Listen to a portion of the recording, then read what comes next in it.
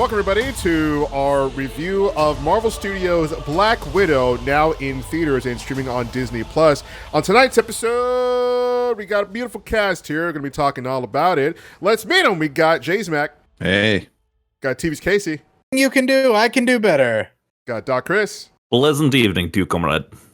I'm your host, Sergio, the Bad Coyote Funky. Welcome, everybody, to our spoiler review of Marvel Studios' Black Widow. So if you haven't seen the movie, go ahead and watch it. If you want, if you don't care, stick around for our conversation, our spoiler talk. Let's get into business. So, Black Widow takes place after the events of Captain America Civil War.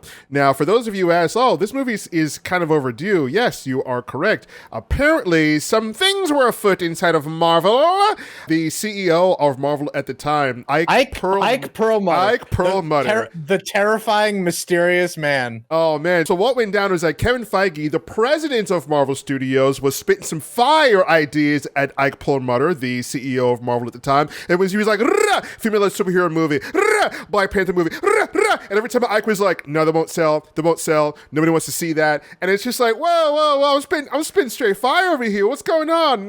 Disney, yo, do something. Disney's like, hey, man, it sounds like my boy over there is spitting some hot fire over there. You know, we want to make some money. Let's get this bread. You report to us. So Kevin Feige was like, all right, bet. We're going to get this bread. We're going to make this money. We're going to make these movies. Now we have the Black Widow movie, Ike Perlmutter, unseasoned chicken ass out of the way. Kevin Feige was free to make his movie. And what a movie it was. Black Widow stars Scarlett Johansson, Florence Pugh, David Harbour. A dysfunctional family that are posing as a regular family in the United States, but they're really Soviet spies.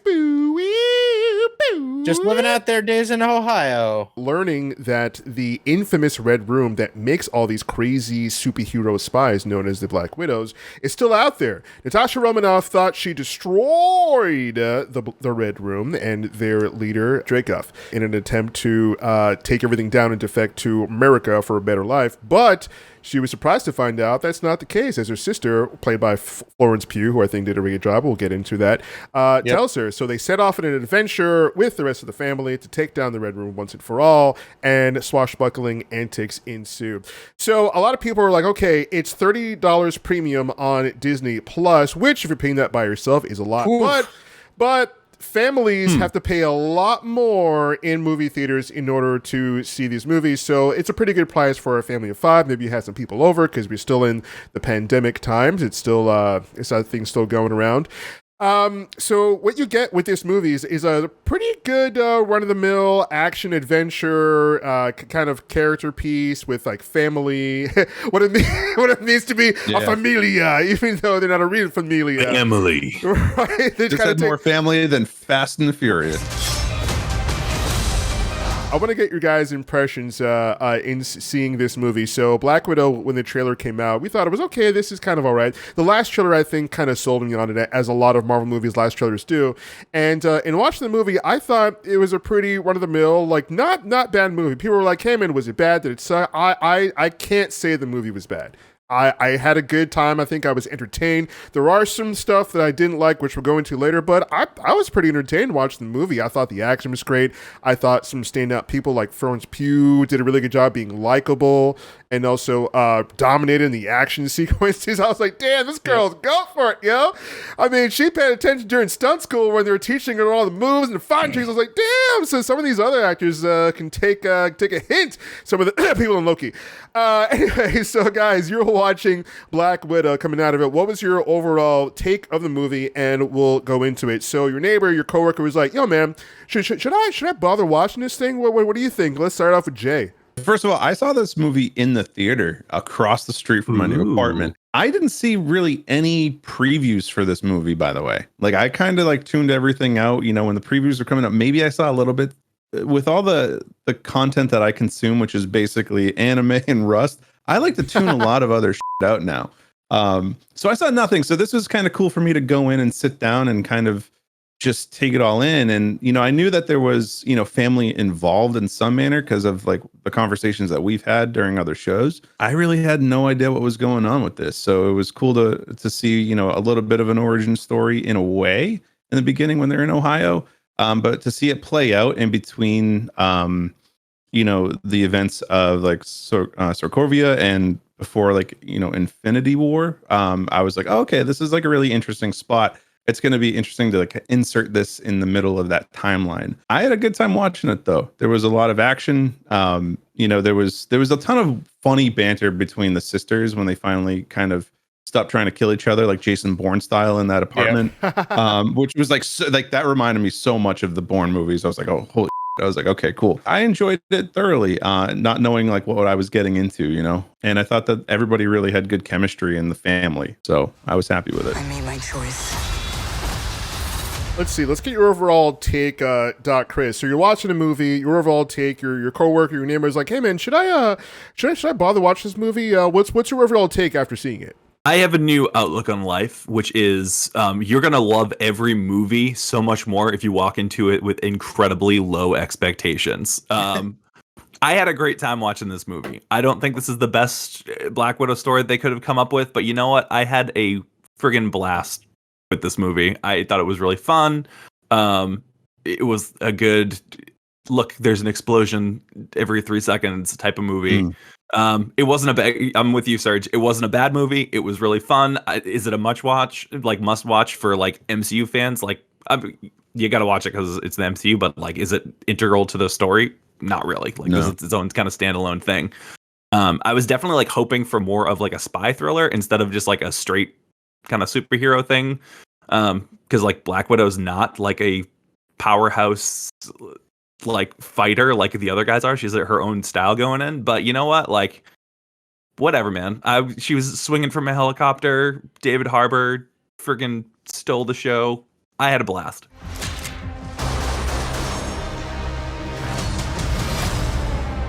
His call sign's Taskmaster. Davis Casey, let's go now. Casey, I know you might go into like a deep dive thing, but let's do that in a minute. He's got his Marvel gear decked out. Love it. It was fine. In a word, may I paraphrase the great Marlon Brando in his role of Don Corleone when I say, "Look how they massacred my boy." Taskmaster, man. Marvel gets a lot of they get a lot of shellacking for not having great villains a lot of the time, and Taskmaster is probably the worst one to grace a Marvel screen. Listen, I love that character so much. It was so much of a huge disappointment that it really soured me on the entire film. Overall, I think it's a solid action movie. There's a lot of like really good character beats, but it's too late. I don't feel any stakes for this movie. So I wasn't really filled with suspense at any point. I wasn't worried about any of the characters surviving. I didn't feel anything. I was just consuming a film. So the big theme in this movie is family, right? And you have a bunch of different characters to tell that theme. Like you had Florence Pugh as Yelena, you have Rachel Weisz as Melina, the mother, and David Harbour as Alexei, aka the Red Guardian. Now, I really like the family dynamic. I didn't think I would like it that much. I thought they're going to be mediocre. They weren't going to play so well. But Kevin Feige really hammered in on that dinner scene. I was watching the interview, I think, with Entertainment Weekly, where that was one thing he wanted in the movie. So when Marvel has these properties, they have their writers, they have, their own director that comes in which the director for this movie was like scouted by Scarlett Johansson. She saw a movie of hers and she was like, yo, you have to do this. And I thought the family dynamic would be the more watered down and like worst part of the movie, because when I saw the trailers, I wasn't really sold. But in an interview, which I believe I saw was Entertainment Weekly, Kevin Feige wanted the dinner scene in which the family comes together when after Scarlett Johansson goes out and finds Florence Pugh, Yelena, her sister, and says, hey, why did you drop off this weird vial of stuff with me? And Yelena kind of explains to her like, well, listen, I was on a mission. I was still indoctrinated. I found out that I was indoctrinated because one of the widows sprayed this red magic mist to my face. And it absolved me. It got me out of the cult. And holy crap, my eyes were open. Is that made of Scarlet Witch juice or whatever? You know what I mean? Like, what is that from? Scarlet Witch in a can. Scarlet Witch in a can. ooh, this is tasty. Tastes like Crack cherry. it open. Yeah, I mean it's crazy how they have this like little like MacGuffin in there. There's like a little device here of like this mystical juice powder that can absolve and like pretty much wipe away all of the conditioning and brainwashing all these widows have since they were children. You know, we learned that they were taken as children. There's like some sort of algorithm that like looks at the potential in certain people and like girls in this case. They kidnap them to be essentially child soldiers. They bring them up into this program, so they're just like mindless killing zombies. It's so insane, and then all of a sudden we have this thing. So Yelena's just like, yo, I found out, brainwashed, it's crazy. I needed help. You're a freaking Avenger. You're the only person that could possibly like solve this case because the Red Room is still out there. They're still doing stuff. They're still talking wildfire out there. They're still talking shit. So I need someone to help me take him down. And then Black Widow's like, wait a minute, but I stopped it. But there was time. I did it. There was time now. I did a terrible thing in Budapest with Hawkeye. I was supposed to take down. I killed a child as collateral damage. Yeah, it's so crazy. Ray Winstone as Dreykov, man. Oh man, you find out he is the head of the Red Room, right? He's the head of this program in which they kidnap these girls and they turn them into these soldiers. And she thought she killed him. We get a flashback of the infamous Budapest mission that she's always referencing. She and Hawkeye was referencing, being like, you know, that was the mission. They were supposed to kill this guy. And they thought it happened. She should put a bomb in this little girl's backpack. She went to go see Papa and it went boom. Turns out it was a lie. So she's like, whoa, you mean they were running around this whole time? What the hell? It's crazy. Yeah. Nuts. What did you guys think of like that plot point? Did they kind of work with you? Or was that a kind of like, oh wow, what a crazy revelation? Or were you like, let's see where this thing goes? They really should have let Budapest be its own movie. Seriously. Like, the Budapest mission sounds more interesting than what happened in this entire movie. Like, why can't we get that movie? Her and Hawkeye doing their thing, going after this thing, and like, you know, the climactic culmination of the movie being, you know, the killing of Ray Winstone, of Dreykov, and the Black Widow program. It'd have been crazy.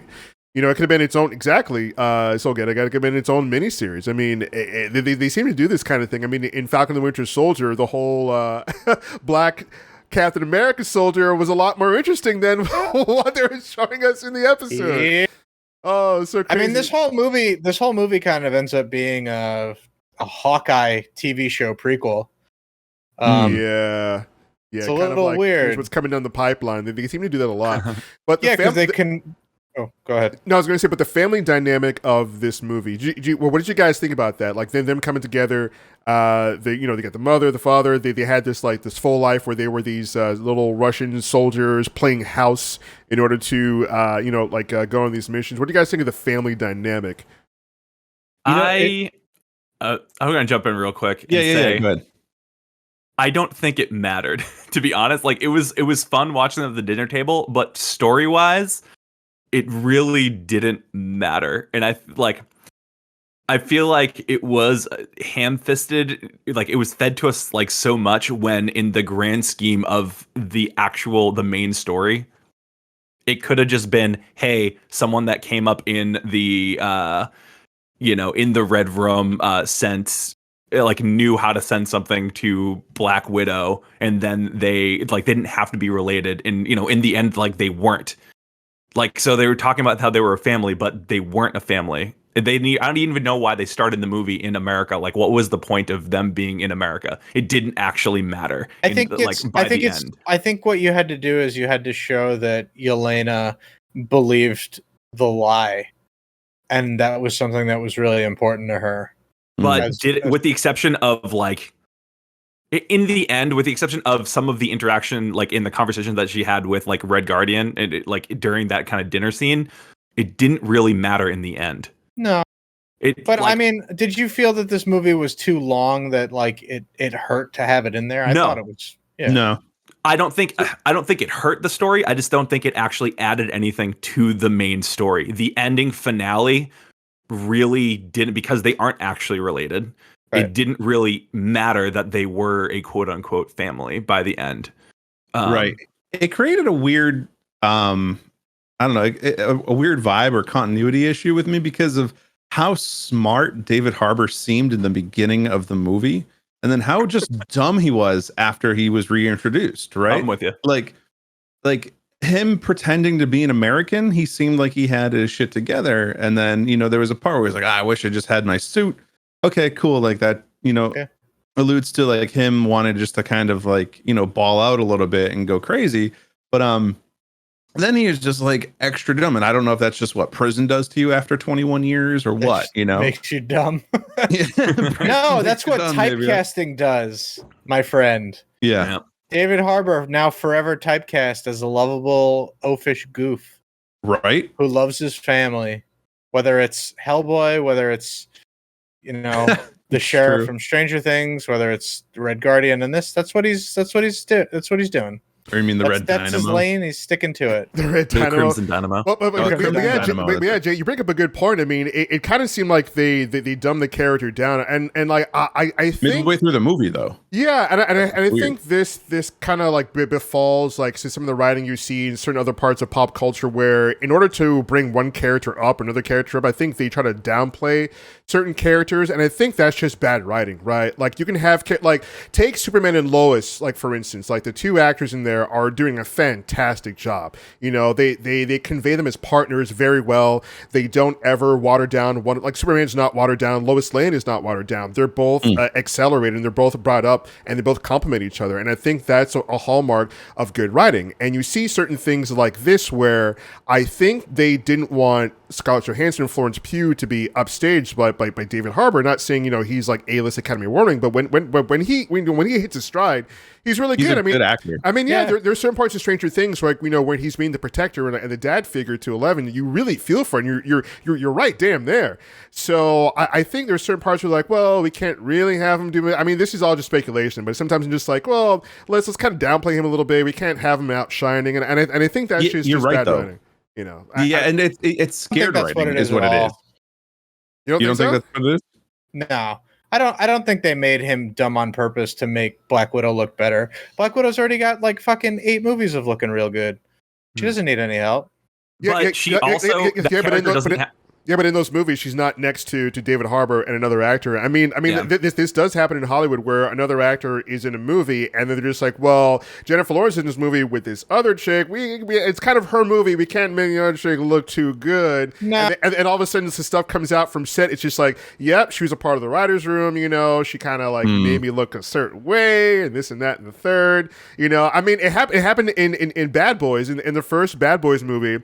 Will Smith both Will Smith and Martin Lawrence. And I found out that it was Martin Lawrence that brought on Will Smith. Insane. Anyway, long story short, Will Smith was like doing his thing and being all big and stuff like that, and Michael Bay was like, yo, like you have to bring it down. Like this is more Martin's thing. You got to bring it down. Like this is not your character. This is not you. This is more of Martin's thing. And Will Smith was like, wait, what? I got to play myself down? Are you kidding me? And I was like, oh snap. Will Smith, I'm Hollywood's less bankable star. Yeah, Big so I was like, Willie I just bring that up to show an example. Like it does happen. Like it is like a thing. So I don't know. Also- That's just my thing, Chris. I was going to say, so my thing is that like Black Widow is not a very dynamic personality. Right. So like Black Widow on her own, part of her whole thing is she's very mysterious. Like she keeps to herself, which they didn't put her in a spy movie for this. So if they don't put her in a spy movie, you need to give people that have personality. And so you have both Yelena and Alexei being like kind of over the top, having phenomenal personalities. Like I think this is a better Red Guardian movie than it is a Black Widow movie. Like it's more his movie than it is. I've been seeing it around like it's more so the other characters' movie than it is a Black Widow, and she does a serviceable job because like so Scarlett Johansson can act, right? Like she does such a great job that she kind of disappears in this movie to me. There are certain parts where she hits a stride, but I thought David Harbour's cool, but I thought this was more Florence Pugh's movie than it was Scarlett Johansson. I thought it was more Yelena because, although it hasn't been confirmed by Kevin Feige or Marvel, like I think this is more so introducing Florence Pugh as the new Widow, and I think she did a great because she had a monumental task of being likable and doing the action, and I think she kind of hit that stride and Real fast too. You know what? real Really had help though. She had some big time help though. That vest helped her out big time. What a vest. Yeah, the way, that vest is in Infinity War in the beginning. It sure is. When she's first walking through. Yeah, she's wearing that. She's got the blonde hair and everything like that. I was like, oh shit. I was like, all right. I had to go back and watch a couple of things. I was like, yep. It's just like how they gave Wolverine's jacket an origin in the Wolverine Origins movie. Yes. Yeah. I kind of how they did the same thing with Han Solo's name in that terrible movie that should not be named. So what did you guys think of Florence Pugh as Yelena? She's the best part of the movie. Yeah. She's funny. She was she does great action. She has a character arc. It's great. She calls out the way they land. You know, when they're landing. I love that. It was great. Why do you land like this? Like as if everyone is looking at you. You know, you kind of do this. I love that scene. It's so good. You know what she reminded me of? She reminded me of from the second Borat movie, subsequent movie film. Tutar, Borat's daughter. Yes. Yeah. She had a very similar energy in the 100% best way. Yeah, I think she really captured what a widow was. Like, we got to see her in action. She was likable, she was funny, she was charming, and man, did Florence Pugh like really exercise her acting chops. I mean, I'm talking about the dinner scene where they're all arguing together. They're trying to have this like faux family thing where like they're eating, but you know, Black Widow like is trying to get to the bottom of the stuff. She's like, "Yo, like, tell me where the red room is," and like, "Hey, stop slouching." Well, I'm not. So up. Your mom's like, "Yes, yeah, pass me the so thing." Good. You know, she's like, "Hey, all of you stop," and Yelena's like, "What? I didn't say anything." And then it cuts to Black Widow talking about, "Listen, we're not a real family. Like cut this out. I'm here to do a mission." And then you cut to Yelena. You see that she's hurt. She was a younger sister, and she's like, "Listen, it was real to me, and nobody told me it was fake." And I was like, "Damn!" She hit them with that. It's still real to me. Yeah, it's still. She hit him with the. It's still real to me. Facts, dude. Facts. She was at that table like, "Oh, this is so nice." You know, I haven't been with my family in a long time, and Black Widow's like, "Listen, I don't care. I got my own family." And Yelena's like, "Well, where are they now? Where are they now? Huh? You on the run? Huh? Where are they?" Idiot. Bro, it was so cool. I wanted more from Rachel Weisz from Melina. Yeah. I mean, she's such a good actor. I mean, I loved her from The Mummy. Forever love her from The Mummy. And big fan of her. And it was so sad because her character is kind of cool. I mean, she's like a scientist for the Red Room, for this crazy secret Russian program, and they kind of don't give her stuff to do. What do you guys think? I was happy they named she named one of the pigs Alexei. That was really funny. Yeah. She's doing mind control on hogs. Yep. And then she just like casually tells it to stop breathing, and then she's kind of psychotic, which I love. You know, like she's got that motherly feel to her, but she's also a like, little off. Yeah, big time off, because she like tells the pig to stop breathing, and then she's like, "Oh, he could have gone 10 to 15 more seconds. It's no problem. It's fine." Like what? Casually just strangling it without it even, being touched. That's crazy. Right? Chris, yeah, a little underutilized. I think, for the most part, her main plot device was to switch faces with Black Widow, and like Mission Impossible style. Yeah, Mission Impossible style. But like, it was like, oh, cool, here's a big reveal for this character. But then, like, was it a real big reveal that the character showed up? No. But whatever. It was. Again, we had fun with the movie, so yeah, definitely. So another part of this movie that the big plot point, Ray Winstone playing Dreykov, right? The leader, the CEO in charge of the Red Room. The proper, calm, cool, collected British man. I mean, definitely Russian. Yep. Right. I was just like, yo, man, straight out of a Guy Ritchie movie, but yeah. That accent sure fooled me. You got me, Ray Winstone. But yeah, big Russian boss. I was like, man, this guy's out of a Guy Ritchie movie. What are we talking about here? But I think he did a good job, like, conveying himself as a boss, right? He's just like, yo, I'm in charge. I've taken down governments. Everything falls from me. Like, I control everything from this little console. I think you can't hurt me with your smell. If you smell me, you can't hurt me. Yeah, I love it when we don't try to shoot me. He's like, "Oh, you won't? Go ahead, try your knife." A dumb thing. Like I was just like, "Come on!" Like my pheromones will stop you. Yeah, that got he's weird. got his little sliding ring for his. Oh yeah, this is very Mission Impossible. So Also, the Red Room, he's got this giant network. You're telling me that he is not actually a part of Hydra? Like, I find it hard to believe that he has an organization this big, and then there's also Hydra, which is also a organization that's pretty giant, and the two Yeah. don't overlap or clash in any point. Well, that's the thing. I think they did. Because in Winter Soldier, they're like, "Oh, Hydra shaped all of the world's events, and you know, we've had our tentacles and every little bit of history there." And he pretty much says the same thing about the Red Room, where he's like, I have the keys to the entire planet. I have government officials in my pocket. Like, you have no idea." You don't think like Shield would have saw that? I mean, they're cruising that jet at like the same altitude as that friggin' castle in the sky. Yeah, I was it's a little weird. I was moving castles here. What's going on? Well, like, you don't think Heimdall saw it and just like, you know, just like deleted a part of it? Well, with his little... I can forgive the Asgardians for not giving a shit sometimes. That's true. I get that. But no, that's a really good point, Jay. Like, you think Shield having all them helicarriers and that kind of technology would have seen Cloud City? I mean, come on. Yeah. Cloud City. I do think like it was. I think they did it that way because it was a great cinematic piece. And I think they do that a lot in this movie. Sure, right? looks cool. Like when they have like first of all, I love as a graphic designer like the big text across the screen like they did in Civil War, like poof, Budapest, or like Red Room, pow, awesome. And it's like big Cloud City in the sky. I think that reveal, I think having it like that was just for a big cinematic in theater like wow factor kind of thing. And they kind of do that a lot in this movie. So I did have a problem with that. I mean, the Red Room, this infamous thing that's training these like incredible, the world's deadliest assassins that you've ever seen, you don't even heard of, but they can kill you and take down whole governments, is floating up in the sky. And S.H.I.E.L.D., that knows all, sees all, be all, didn't detect any of that? I mean, was there some kind of cloaking technology that they had that it didn't have? I mean, like no plane ever. I mean, does that thing dodge planes and other air traffic? There's so many questions, and it's always cloaking. Yeah, no satellite from space saw that. Like what? Just so many things. People standing on the ground didn't see it. Right? You know, it's so insane. And also a weird thing about it too is that you have all these like incredible assassins that are up there in the Red Room, but they still have regular guards. What?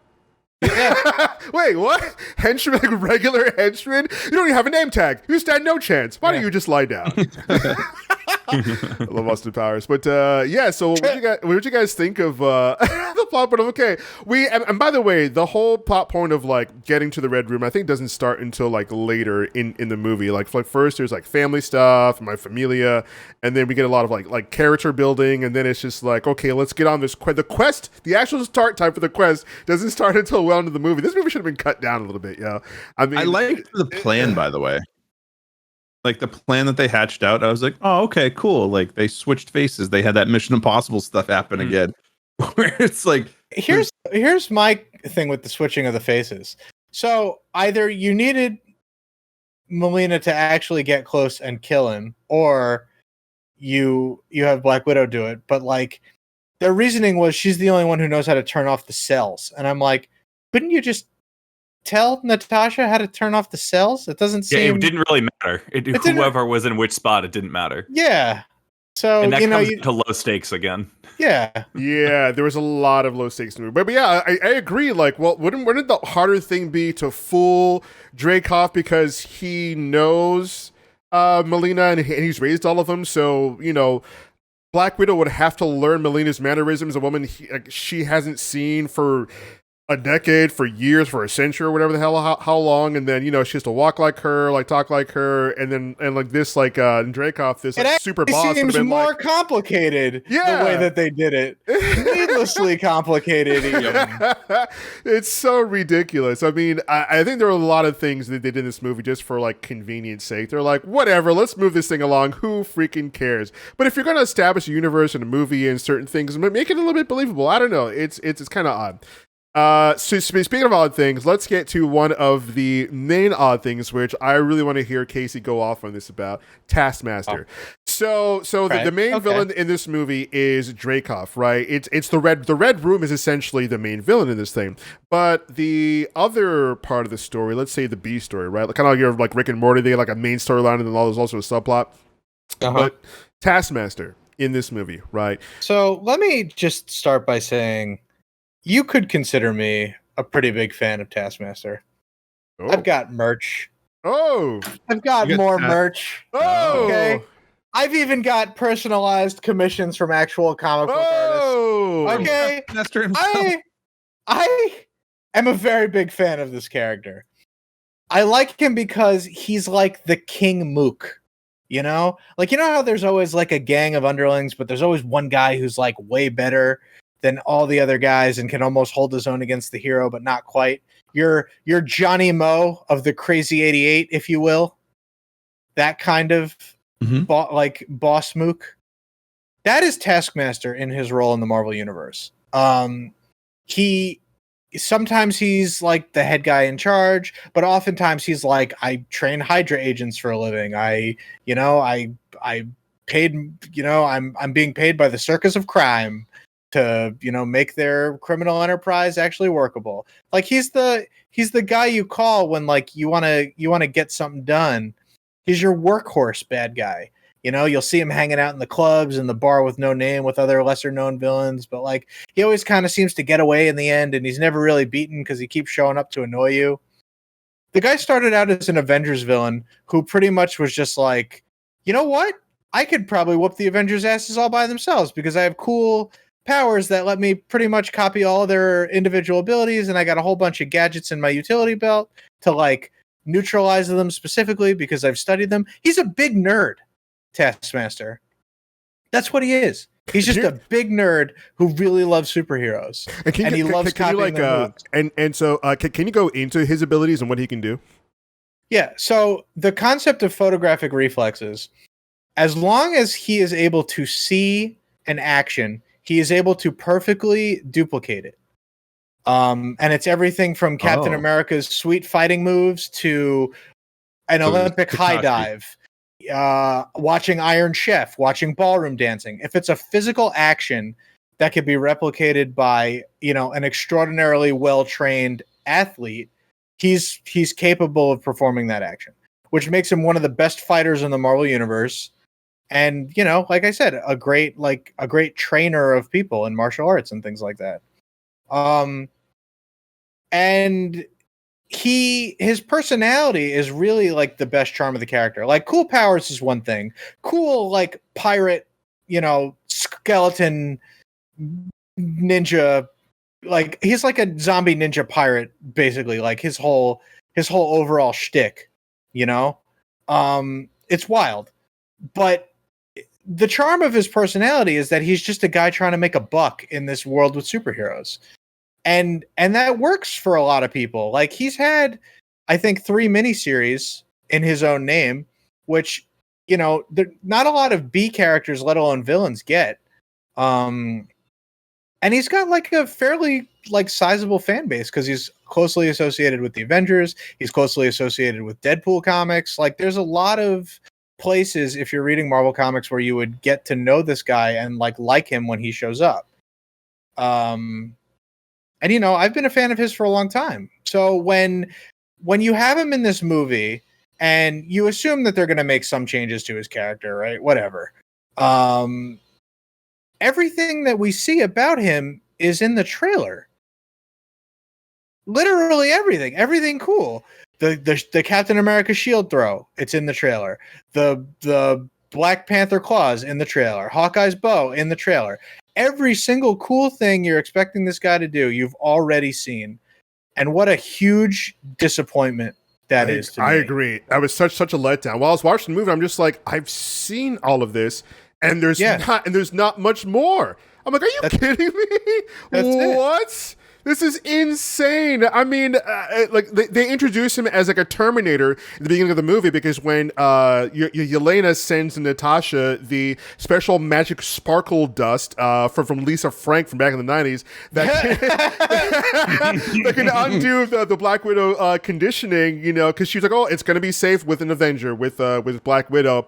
Taskmaster goes after Black Widow, and I thought it was a pretty good scene. Like, yo, here comes Taskmaster. He's matching. He's matching Natasha, not only matching, but serving up Black Widow. I'm like, let's go. This is going to be a great movie. Little did I know, 1 hour later. And I'm like, yo, they are making Taskmaster into the Deadpool Wolverine movie version. Yes. Completely Yep. stripping Taskmaster of personality, of identity, and even with like the scarification and everything. And we all see who Taskmaster is from a mile away. From a mile away. I mean, you have to be a normal Dell's dishwater muggle ordinary person to be like, oh my God, honey, I can't believe that's the reveal. Whoa, I'm going to tell Bob tomorrow morning at the water cooler. Oh, I can't believe it. That's who. Gosh. That's who Taskmaster. I never saw it coming. Well, that was a great one, guys. Howdy doody. What a twist. It's the child she thought she killed, but we can't have our heroes actually killing children because it's Disney. You know, Even I by was kind accident. of proud of Disney for killing a kid at first. I know that sounds weird. And I was like, good job, Disney. You killed a kid. Yeah.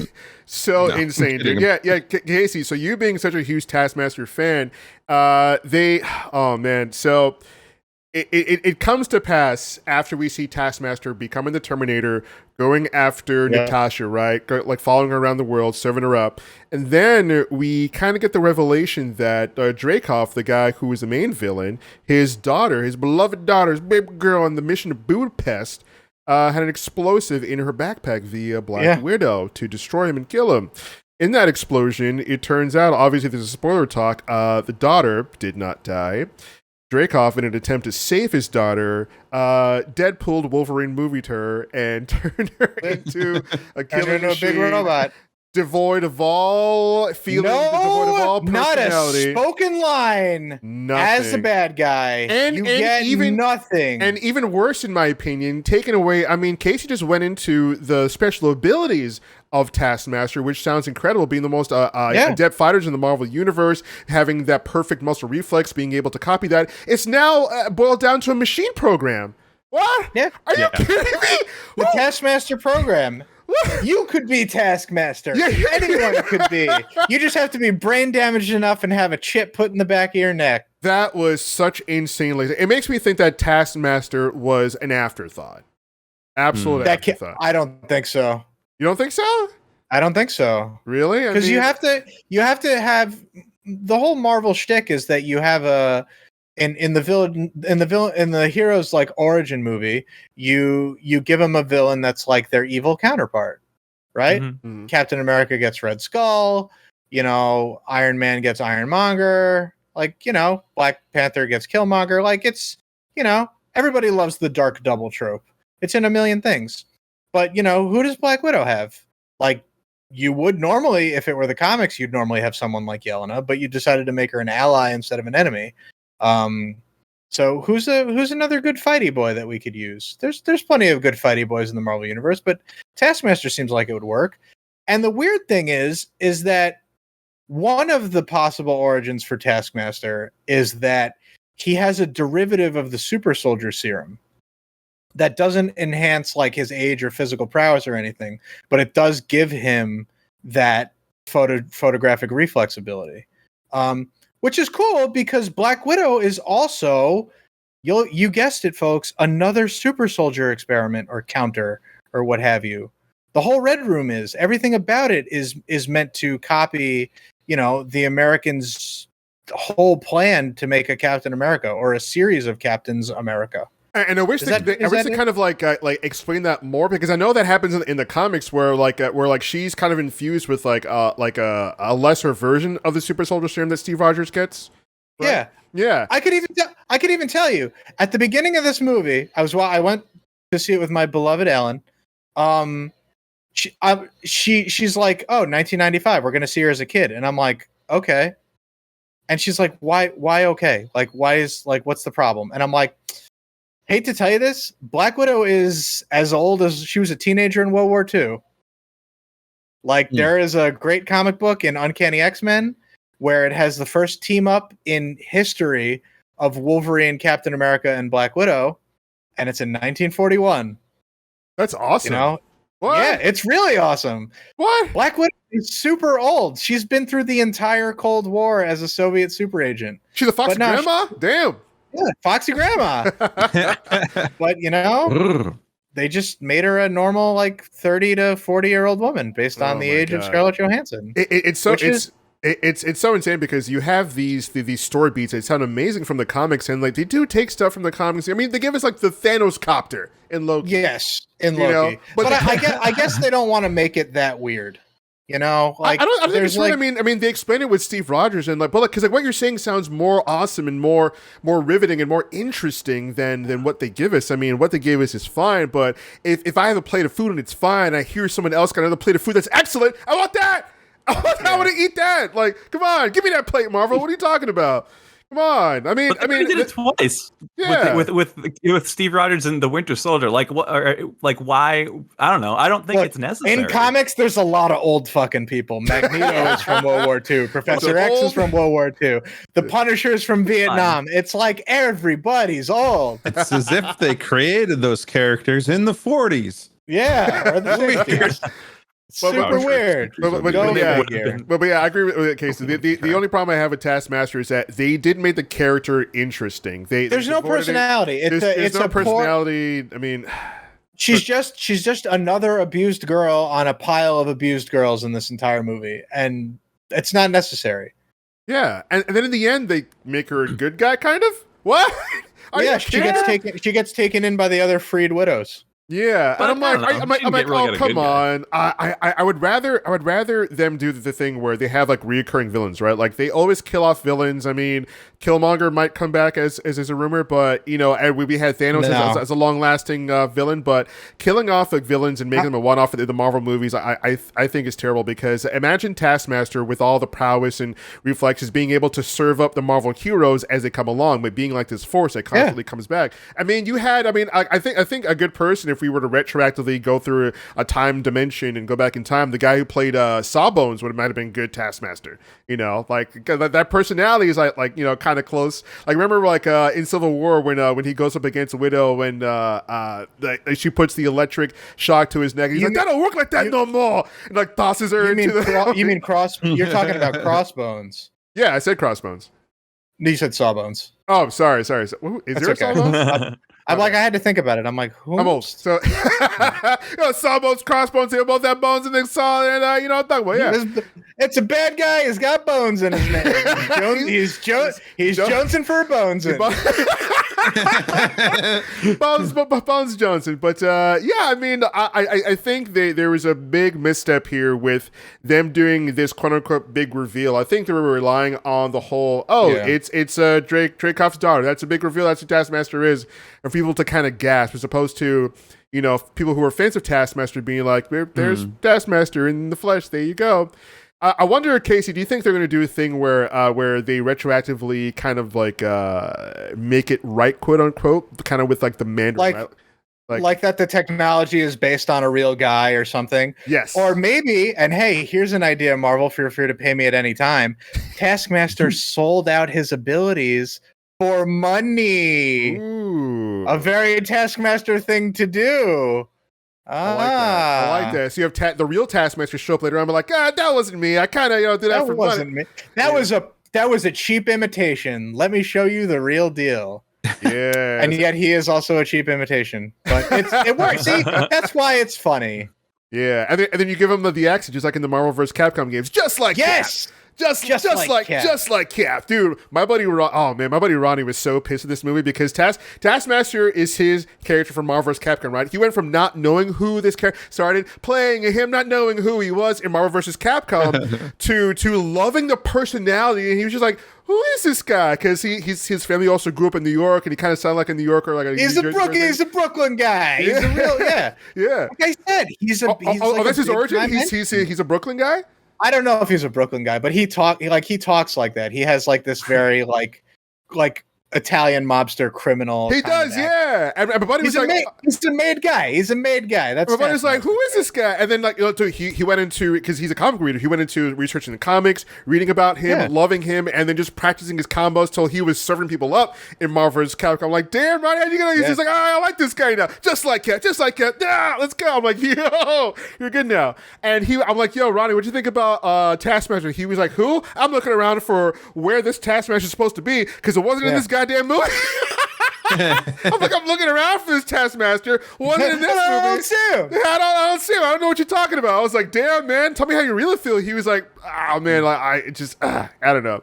Yeah, so I guess that whole reveal is supposed to be the big turn. It's just like, so It's hopefully later on they do like a man like, oh, I'm sorry. Cared. Yeah, you know. I so- certainly didn't when it.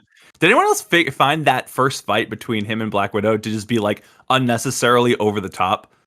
And I just was- unnecessary. Yeah, it He was was a little just doing ham- jumps and flips over, and she's just like, okay, like let me do this. That was the moment where I was like, this is not going to be the spy thriller I was hoping for. That Oh, was no. that moment. I wanted a spy thriller, and all I got was a dumb action movie. it was a dumb action movie, my spy thriller. Yeah, because they're trying to kind of be like a Jason Bourne type thing, but also Marvel at the same time. You know, Yeah. I thought the agent guy who was bringing her stuff, I was like, okay, is he gonna be Taskmaster? That kind of Wrong. thing. He's nothing. He's just a guy. He's just a Jesus. guy. He's Oh, my just a God. guy. Oh, but what did you guys think of the so as someone who works in production, I liked the opening sequence, the editing and the pacing of it all, like showing the Black Widow program.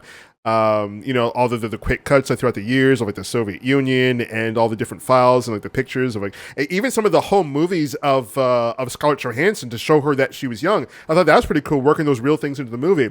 But Yeah. I'm not a big fan of covers, and that smells like Team Spirit Nirvana cover from whoever that was. I'm sorry, but that Oh, ain't yeah. it. That was not a banger. That did not slap. I was so annoyed. I'm like, oh, do not do a cover. It smells like Team Spirit Nirvana.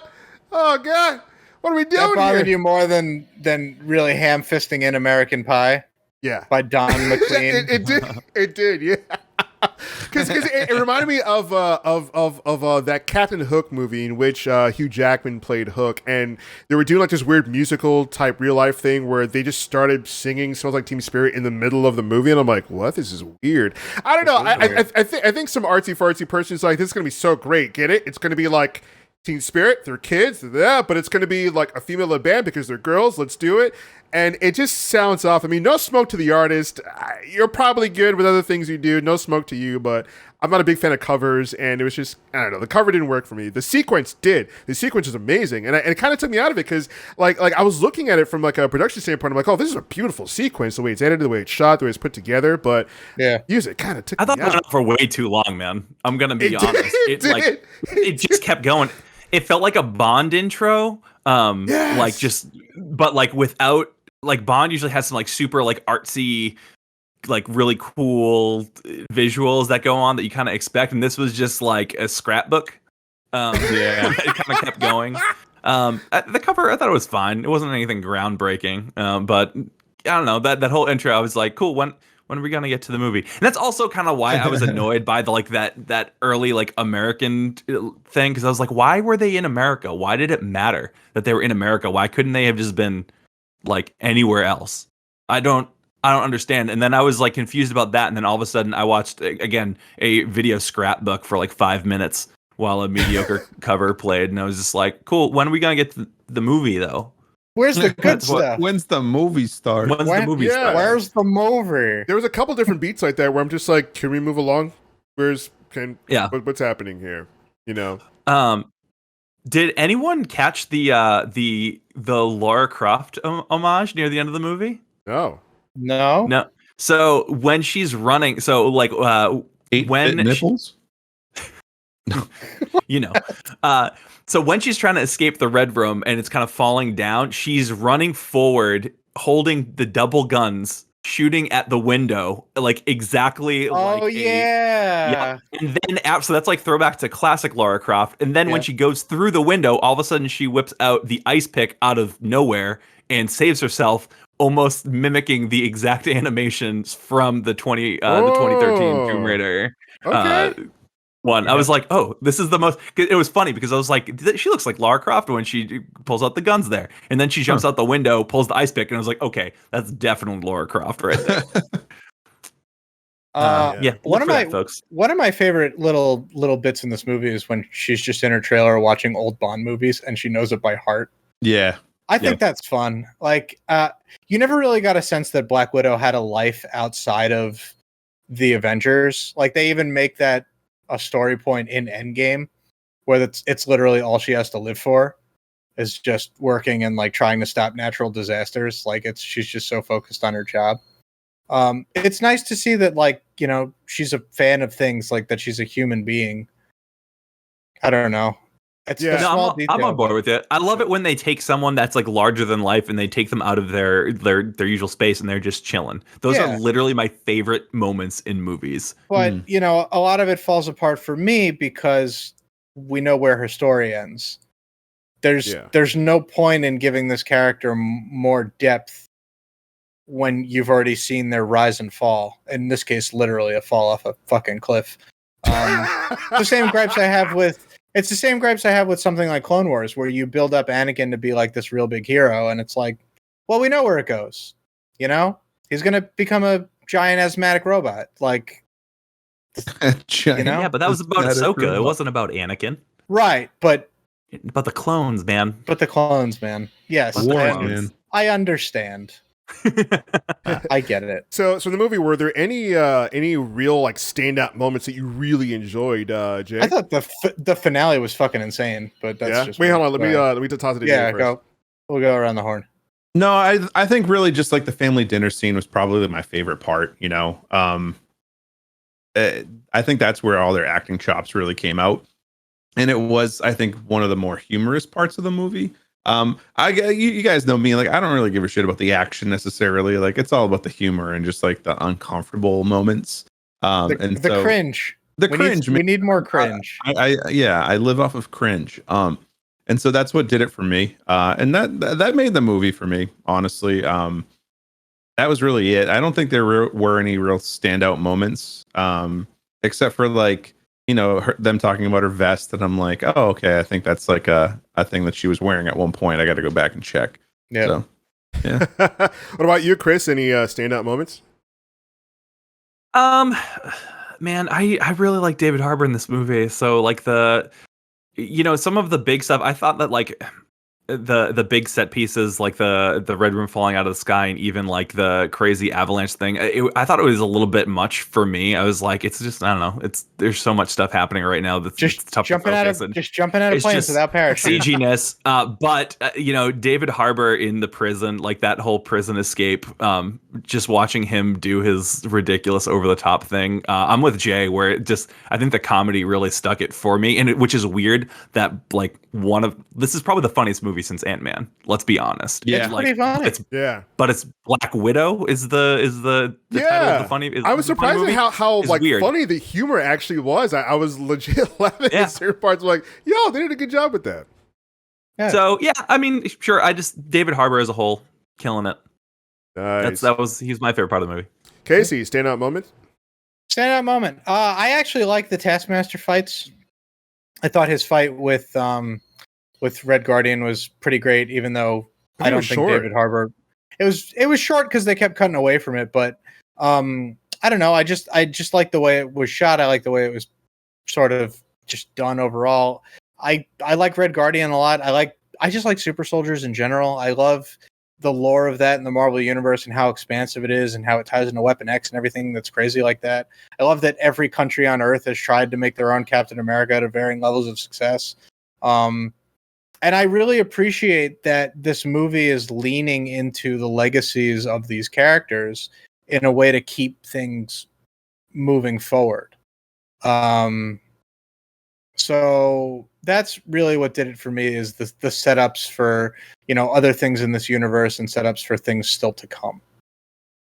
Nice. Yeah, I really I was really engaged with Yelena. Like Florence Pugh, I think really stole the show in this. I think she kind of upstaged ScarJo a little bit. I mean, ScarJo did a thing, but I think Florence Pugh really came through. Like, I love that dinner scene where you know, she was saying how, you know, if the whole thing was real to her and that's all she needed, you know, to move forward. I really liked the action scenes. I thought the over the top Michael Bay style, like this floating cloud city is coming down and they're just skydiving through. It was so insane. I'm like, yeah, let's go for this. I like how it was shot. I like how it was made. I like how you know, throughout the movie, Yelena kept talking about, oh, this would be a good way to die. This would be a cool way to die.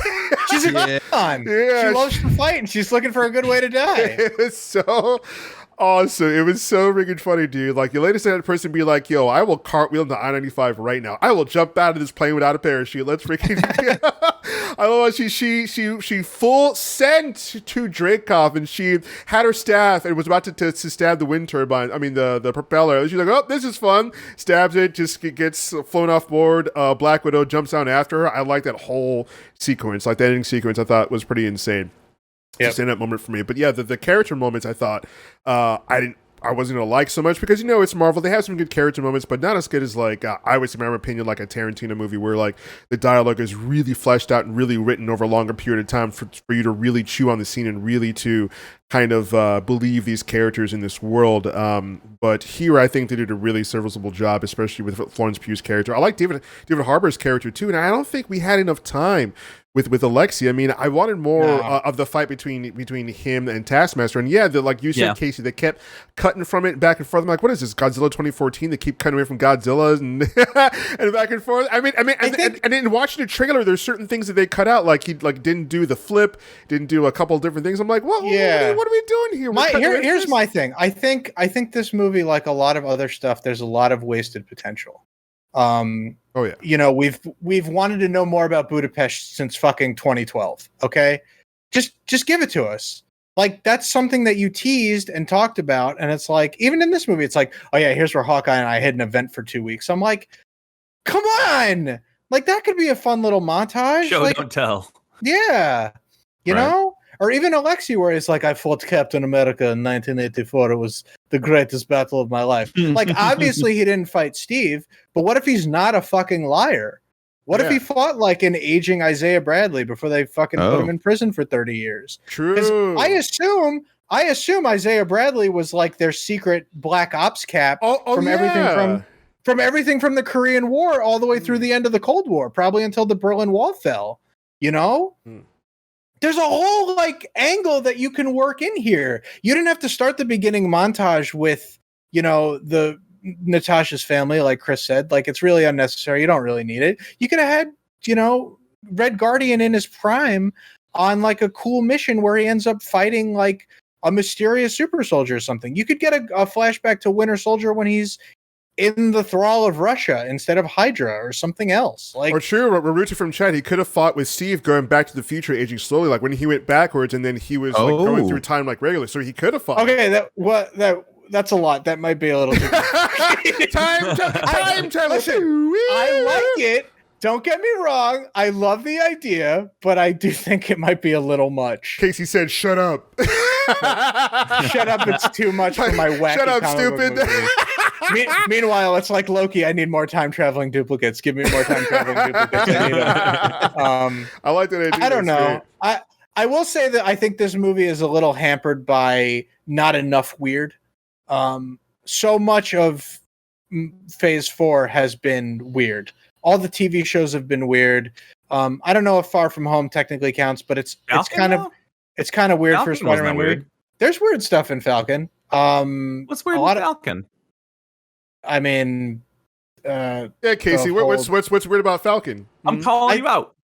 What's weird in that show? I don't know. Yeah, Casey, what's so weird about Falcon? I think the whole angle of the way they handle John Walker is kind of weird. The fact that he gets off more or less scot-free, he gets to join, I assume, what will be the Dark Avengers, which is the end credits teaser of this movie. I don't know. They're jokey, they're quippy, they're tiny, they're toony, they're all a little loony. I think overall it's more lighthearted.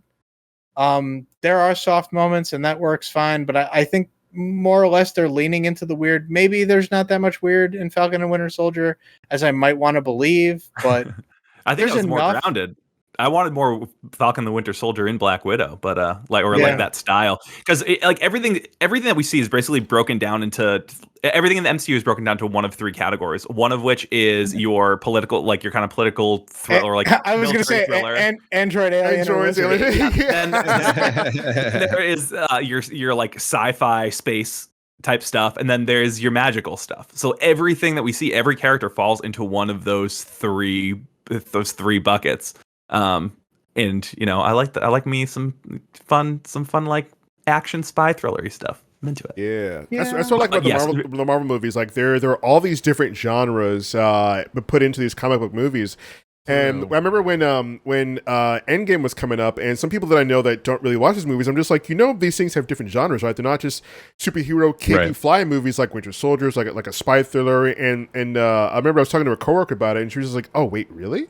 I don't know, they're just like capey flying around, whatever. I'm like, no, there's different genres within them, and it's not just like, oh, here's a cape flying around. No, it's like there's spy thrillers, there's comedies, there's like Shakespearean operatic dramas, there's space odysseys. There's all sorts of kooky stuff, and some of them are really freaking crazy. But I think that this movie is fine. There are certain things that this beats on, but overall, I would say if you can, get with someone who already bought it and watch it that way, then kind of do it that way. But to pay a full price, another shameless plug: AMC A-List is back, baby. Is it? For $25 a month, you can see 3 movies a week. Damn, there you go. And I'm back. Date night is back every Friday night. Oh man, there you go. The little endorsement, not sponsored. Not sponsored, but I wish we were. That'd be awesome, right? If that comes around, amazing. Yeah. But so let's talk about the ending of the movie, right? We have Scarlett Johansson. I mean, we have Black Widow taking on the Red Room. They find it via their mother, Melina. She kind of has a kind of a quick change of heart. I mean, they went to go see her and find her, right? So they break out their dad. They break out Alexei, right? And they're just like, yo, tell us where the Red Room is. And he's like, I have no idea what you're talking about, but your mother will. Let's go see your mother. Literally been in prison for 20 years. Yeah. Go see, so it's so dumb. Why would he know?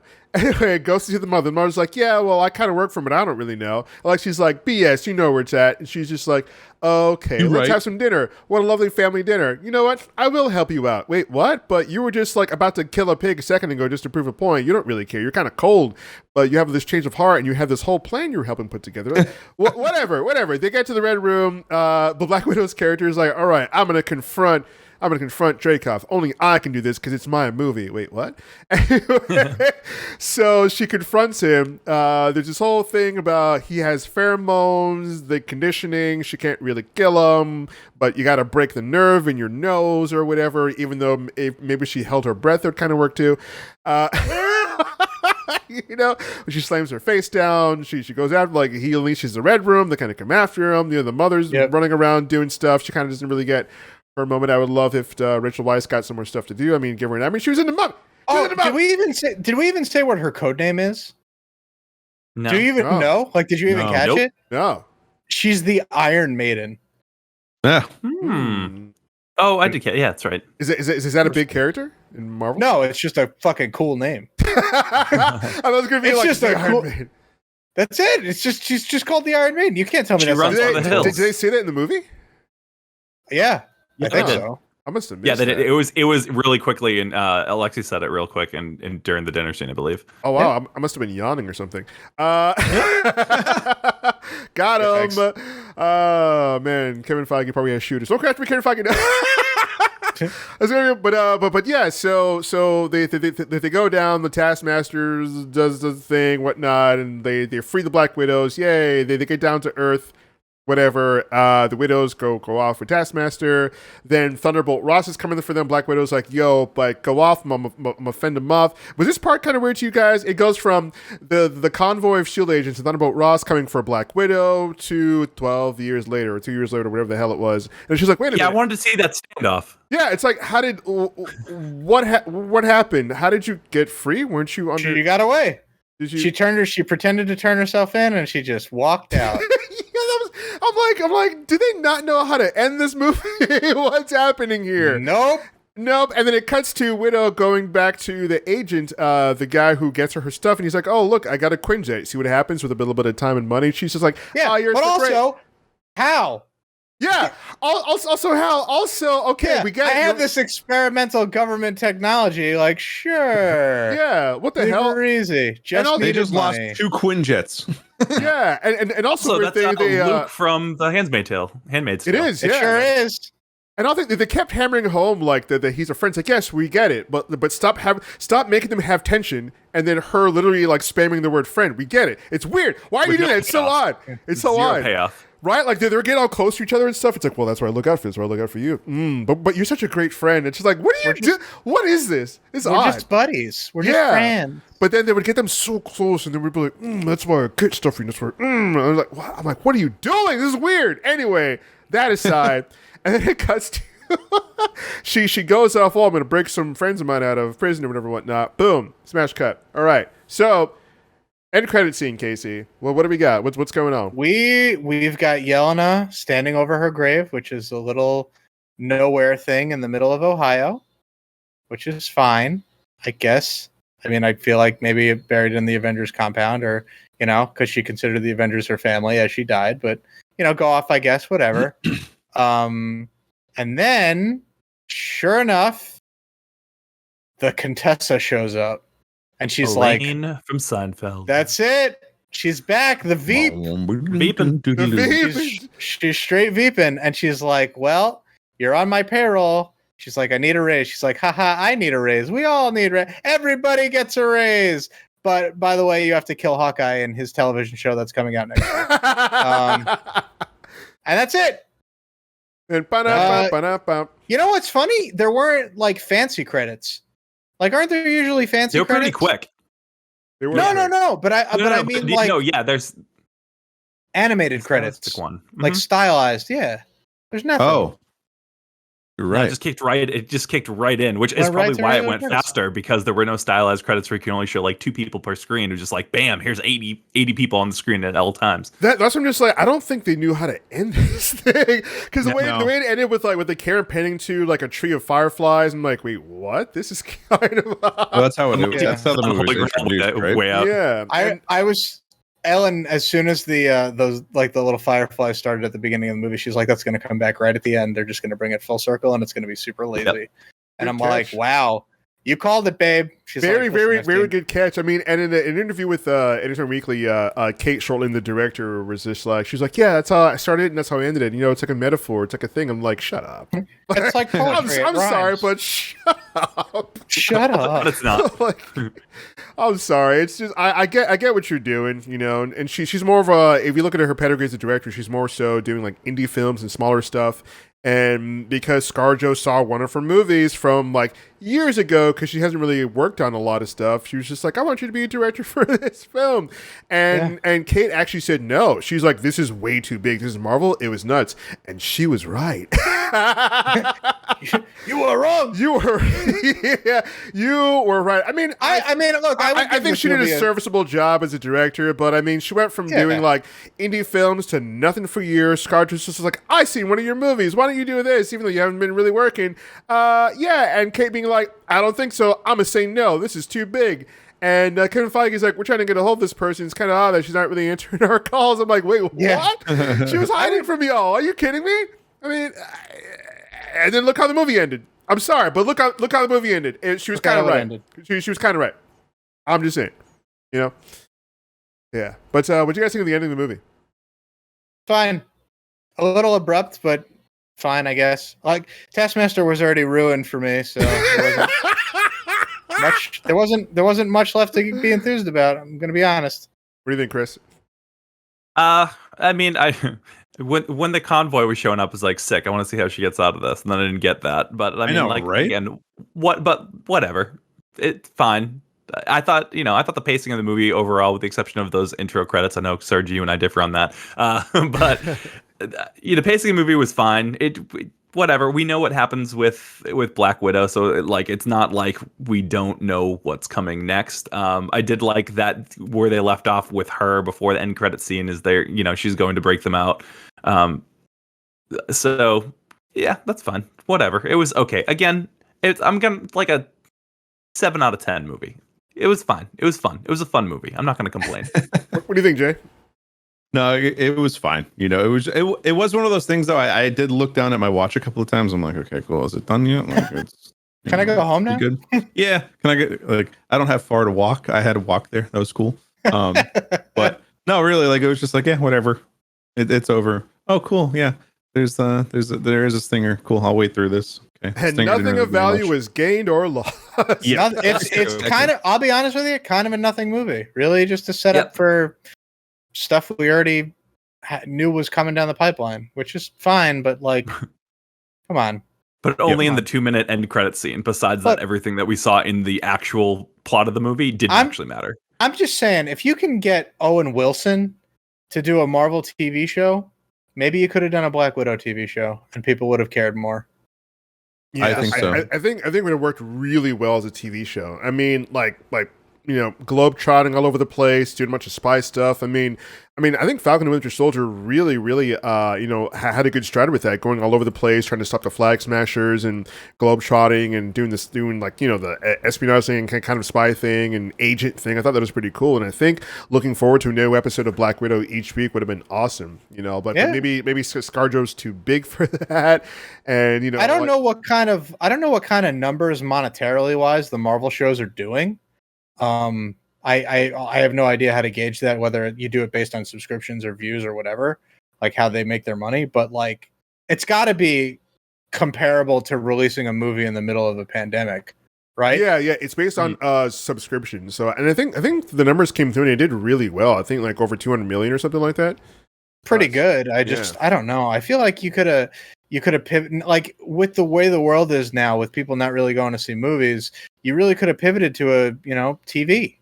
Yeah, and I don't know. Seriously, especially that this whole thing was setting up like the Hawkeye thing, and Florence Pugh is a new Widow. I think a series would have been good to like kick it off for the next series. But whatever, it was fine. And if you want to go see it, I think it's just fine. I don't think go out of your way to pay full price for this thing. Solid 6 out of 10 if you don't care about Taskmaster.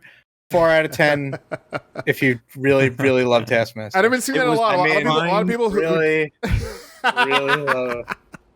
It was fine to go see this, like just like to reintroduce going to the movie theaters again. You know what I mean?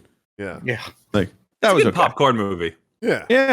It was a good popcorn movie. Yeah. But guys, that's our review for Black Widow that came out in theaters and on Disney Plus. Make sure you guys follow the YouTube channel, like and subscribe, tell everybody. We will see you guys later, or we'll see you another time.